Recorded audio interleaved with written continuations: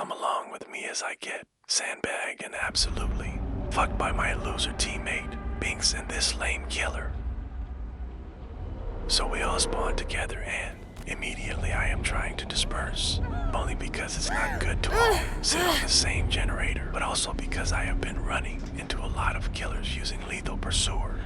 Just generally running to the farthest generator from them, because there is a high chance of survivors being there. As I was traversing the map, I came across the killer's hex and tried to cleanse, though I ended up taking a hit and coming back to it later, as you see here. You might notice that 2 of my teammates are now bots. This is because as soon as they heard it was Huntress, they DC'd. Regardless, I tried to play it out like normal and finished cleansing the totem. Was hoping it was ruined, but it ended up being Thrill, which sucks, but it's whatever. I didn't manage to get a clip because everything happened so fast, but I went for the save on one of my teammates and Bink's body blocked me. I 360 the killer and he ended up getting hit and down instead. Loser. Still, I am a team player and try to distract the Huntress so Binks can wiggle off, but also go for the save on Ada.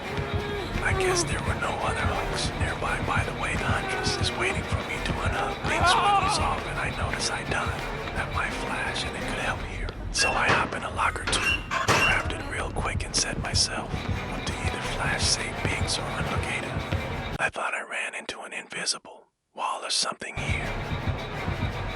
But no, it's just Binks body blocking for no apparent reason. But watch this.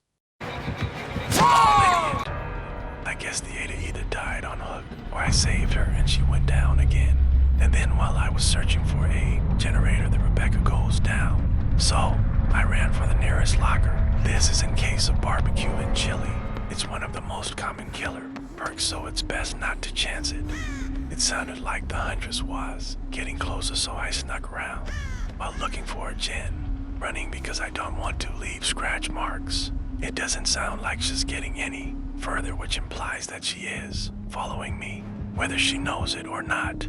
Stupid idiot loser Binks gets their gen done, so obviously the Huntress is going to make her way over, so I wait and go the opposite way. Genuinely don't remember how Binks managed to get hooked twice since the last clip, especially since he was so far from the killer when the gen was popped. Should have had plenty of time to get away or hide. But regardless, I managed to save him twice and heal him all alone, all without losing a single health state. So it was definitely a skill issue. Regardless, I go back on the search for generators, while evading the killer as you do.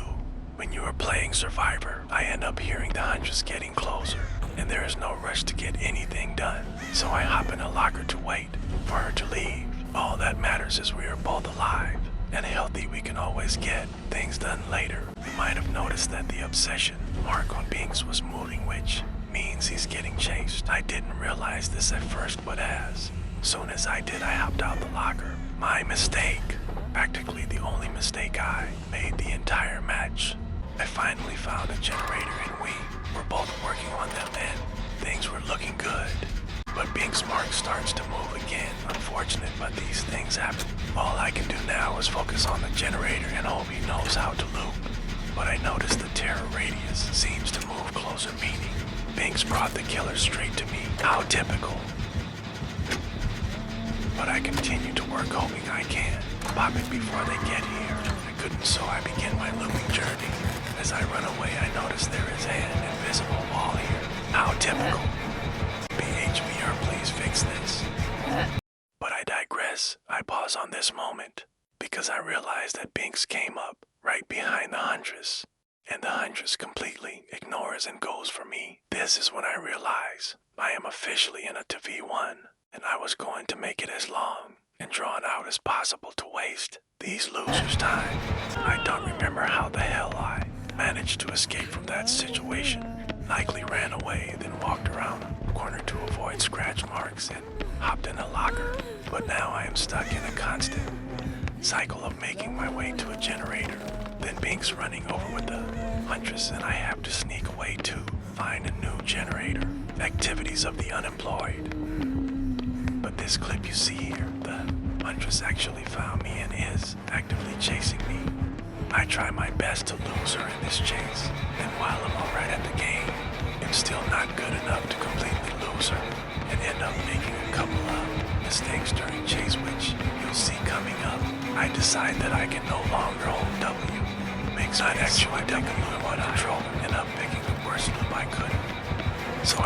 drop my flash to blind and get away to a better loop. I don't get the blind, but I do get away and have time to hold W again long. Fortunately, I run into Binks and know a body block is coming, so I try to get as far as possible. I notice she's still on my tail and she sees where I'm running and tries to cut me off. So I double back. I thought I kind of lost her here and was trying to slow down to avoid scratch marks. No, that second mistake was so upsetting. It put me in such a tougher spot than I needed to be. So what did we learn? Always hold W. Regardless, I try my best to keep dragging it out because he'll be damned if I just kick the bucket and let them get over on me.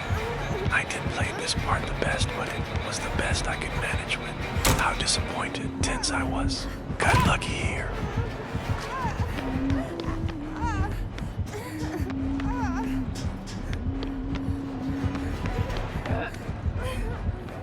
Not this time. Cut it real close, frankly. Should have just kept running the other way. But since the window is now blocked, I make my way up the stairs to have a standoff with her. If she would have just threw it here, she would have got me, but I ain't complaining.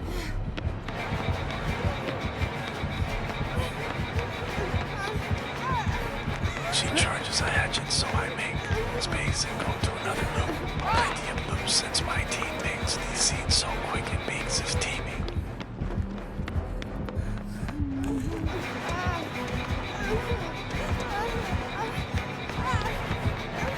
This was a bad loop to stop at, since it is long angles, very easy to get a hatchet off. But since he's not throwing them, I decide to keep looping it anyway.